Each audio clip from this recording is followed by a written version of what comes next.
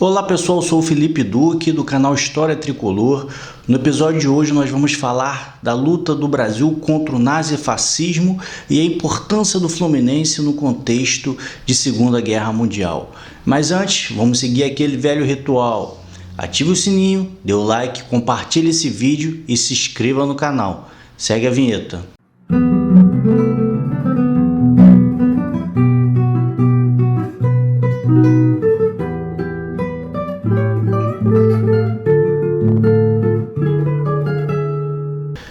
No início dos anos 40, o mundo passava por uma segunda grande guerra mundial. Muita gente vai se questionar, mas o que o Fluminense tem a ver com isso? A resposta é muita coisa.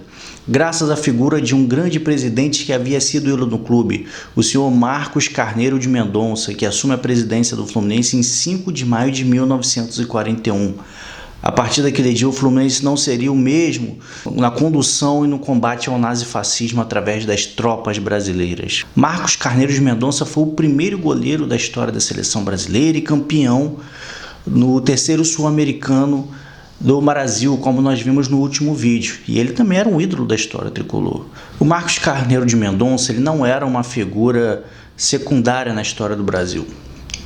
Quando ele se aposenta em 1922, aos 24 anos, ele já havia iniciado, já trabalhava na fábrica do Sogo, né, na usina Queiroz, onde ele assumiu vários cargos de gerência, chegando até a presidência. Também trabalhou no cimento Portland, mas também cumpriu várias funções importantes na história do Brasil, principalmente no âmbito da política. Ele trabalhou na comissão para a constituição do primeiro salário mínimo da história do Brasil. E além também teve um papel fundamental ali junto à confecção da CLT, né? A consolidação das leis de trabalho no governo Vargas, onde ele atuava diretamente com o ministro do Trabalho. Porém, mais do que isso, o Marcos Carneiro de Mendonça, né, que ele tinha sido um grande atleta, trabalhou em indústrias, ele era um grande intelectual da época. Tanto que em 1932 ele funda a famosa Associação Capistrano de Abreu. Pode dizer que foi a primeira confraria de historiadores, né, do país. O Marcos Carneiro de Mendonça ele frequentava espaços, tinha amizades com pessoas como Gilberto Freire, Sérgio Buarque de Holanda, Cândido Portinari, Anita Mafaldi, Graciliano Ramos, enfim. Ele era um sujeito que estava ali no circuito de artistas, grandes intelectuais do Brasil. À toa que ele era casado com a grande Ana Amélia de Carneiro Mendonça. Eles se conheceram ainda quando o Marcos Carneiro era jogador do Fluminense e ela era uma torcedora de arquibancada, tricolor fanática. E Ana Amélia Carneiro de Mendonça também era um personagem central na história do Brasil. Ana Amélia era uma das poetisas mais famosas do Brasil. Inclusive foi a primeira a incluir a temática do futebol nos seus escritos. Ela era uma apaixonada por futebol, tanto que debatia, ensinava os operários da fábrica do pai dela a prática do jogo. Ela conhecia a tática de futebol como ninguém. Além de ser uma grande intelectual, ela traduziu vários textos do francês, do inglês, do alemão, inclusive parte da obra, né, do grande escritor inglês William Shakespeare. Ana Amélia, já no final de 1910 e início do 20, ela se reivindicava feminista e lutava pelo direito das mulheres. Não é à toa que ela vai criar a Federação Brasileira pelo Progresso Feminino, que vai ser responsável por uma série de reivindicações, como o direito ao voto feminino, a matrícula de mulheres no Colégio Pedro II, que na época só podiam homens, e além dos direitos das mulheres e dos adolescentes e crianças. A Ana Amélia era uma potência tão grande que quando em 1929 tem uma assembleia onde era a antiga Faculdade Nacional de Direito, no Catete, e lá se define a necessidade de uma casa do estudante, ela é escolhida de imediato, em 1931, como a presidente dessa casa. Em 1937, essa casa vai sediar o primeiro Congresso Nacional da UNE, a famosa União Nacional dos Estudantes.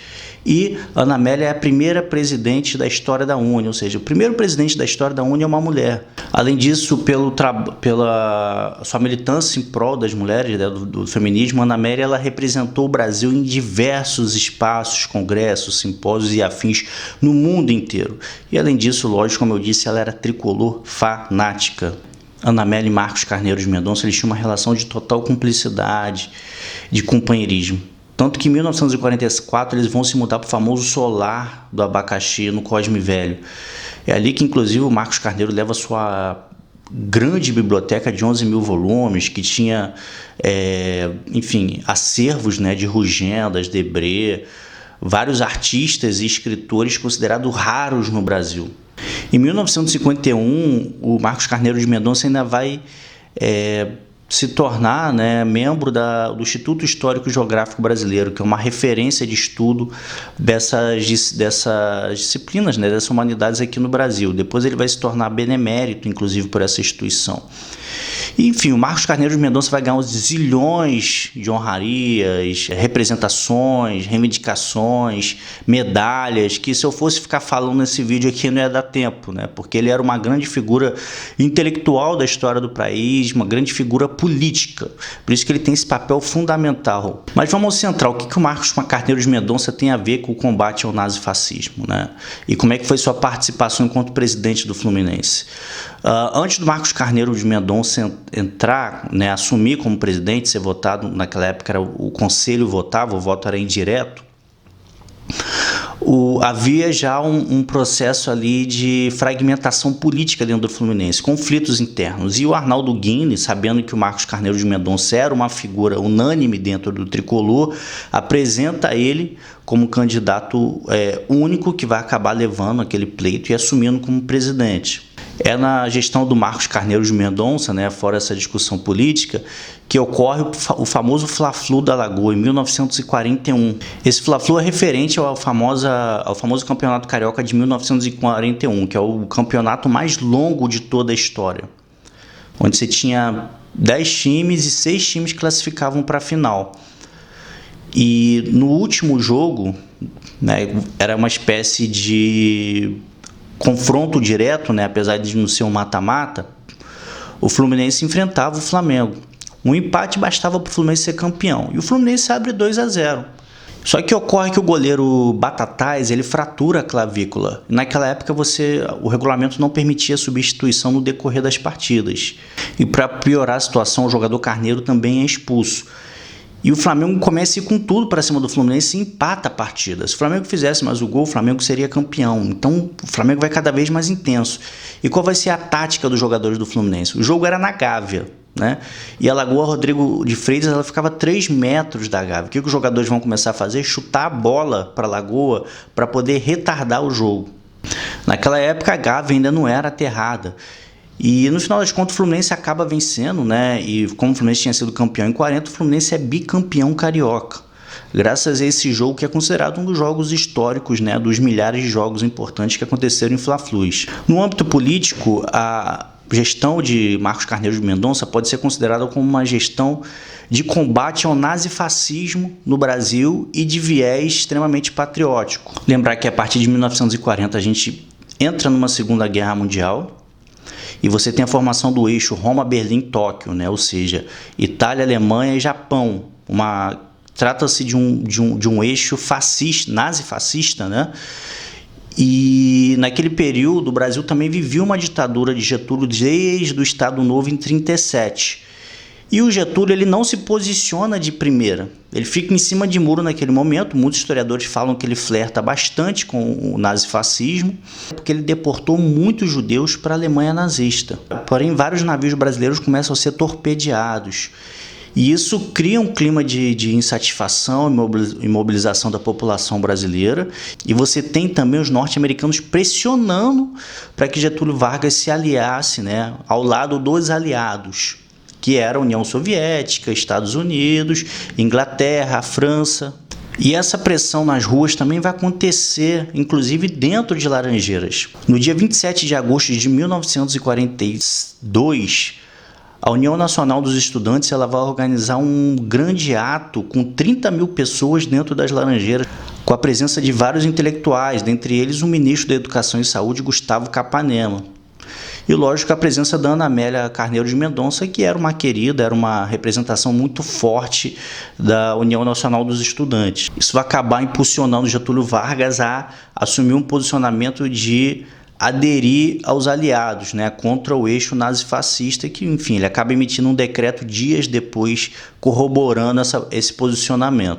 Marcos Carneiro de Mendonça acaba aderindo essa dinâmica de combate aos nazifascistas em defesa do Brasil, né? Tanto que ele vai simplesmente abrir mão do Campeonato Carioca de 1942, ele não vai, enfim, atuar com tanta prioridade, e pelo contrário, ele vai fazer o Fluminense um verdadeiro bunker, né, de luta contra o nazifascismo no Rio de Janeiro. O Fluminense já tinha uma escola de instrução militar desde 1937. Até porque o clube ele tem um registro, né, tem uma tradição muito forte no tiro esportivo. E essa escola formou alguns pelotões do Exército Brasileiro. Então isso já colocava o Fluminense no centro, né, de um apoio quase que integral ao Exército Brasileiro.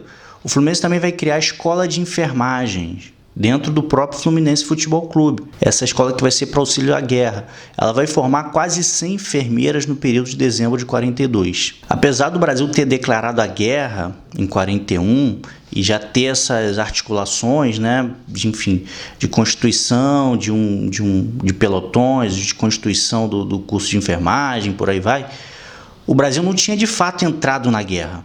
Para vocês terem noção, a Força Expedicionária Brasileira só vai ser criada em 1943. O Brasil, inclusive, não tinha sequer uma frota de aviões decente para poder fazer o combate na Europa. E é nesse período que o Diário Associados, que era um conglomerado, né, da mídia, eles vão fazer uma campanha muito forte de ajuda para que o Brasil ele tivesse aviões à altura para combater lá no velho continente. Essa iniciativa que vai se chamar Campanha Nacional de Aviação, ela é incorporada pelo Fluminense também.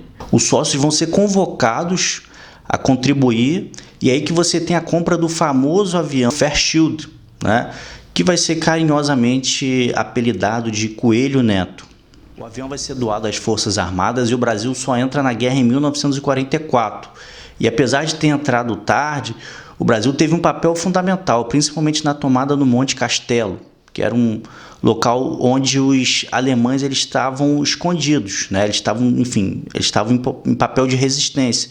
E era um local extremamente frio, com neve, etc. e tal. E os brasileiros, os pracinhas brasileiros, apesar de todas as limitações, eles foram bravamente incorporando a ideia patriótica e contra a luta do nazifascismo e combateram esses alemães, vencendo aquela batalha. Depois que nós estávamos no Monte Castelo, fizemos uma patrulha com 10 soldados. Eu era tirador também, e outros tiradores, 2 tiradores. Né? Então dali a gente ia subindo, né? Se dizia, qual será o fim dessa patrulha, né? Nós estávamos em 9. E lá quando nós chegamos mais ou menos longe dos alemães, com 20 metros, 30 metros mais ou menos, aí os alemães começaram a tirar, né? Só que matou um só do nosso. O segundo ataque que nós fizemos no Monte Castelo, na mesma noite, depois que nós voltamos para o nosso setor, começou a cair a neve. E de manhã já estava alta assim a neve. E ficou outro brasileiro lá, enterrado, aquele que morreu. Ficou lá, né? Ficou, era 15, 16. Quando saiu a neve, estávamos sozinhos ainda. Sozinhos, congelados, tudo, né? E tinha os companheiros meus, tinha um também, né? Meu companheiro que morreu. Mas aquele deu tempo para ver ele. Tiramos ele fora da neve, estava fora. Mas assim mesmo ali, foi uma barbaridade. Depois não dava mais para fazer só patrulha, coronel. Pra cá não pode mais, muita neve, né? Não dá para a gente andar. Então fazia a patrulha, fazia mesmo, se preparava bem, com aquelas galochas americanas, tudo, né? A gente era bem preparado, né, para aquilo lá. Mas o melhor é quando a gente enfrentava os alemães no meio da neve. E os feridos que ficavam na neve, depois morria. Morria na própria... Morria porque enterrava, não dava para ir buscar diversas vezes. Foi pouco isso aí, mas agora mais do que um, né, do meu pelotão. O Fluminense, ele inclusive recebeu uma placa, né, uma comemoração de associações dos judeus aqui no Rio de Janeiro em importância, né, em relação ao seu papel importante na Segunda Guerra Mundial, o combate ao nazifascismo. Então, por fim, é importante destacar também o papel que o Fluminense tem nesses aspectos em defesa da civilização, da humanidade, do combate à intolerância e ignorância e contra o nazifascismo, em defesa do Brasil, né, contra esses atores que, enfim, não tinham uma relação muito amistosa no que compete à manutenção de uma civilização. E o Fluminense, através do grande presidente Marcos Carneiro de Mendonça, que colocou nós, né, tricolores, a nossa instituição, no centro da história do Brasil ali nos anos 40. Não é à toa que nós falamos, nós somos a história, não só pelo que acontece dentro de campo, mas também pela nossa relação direta com a política nacional, com a economia, cultura e tudo mais. Saudações tricolores.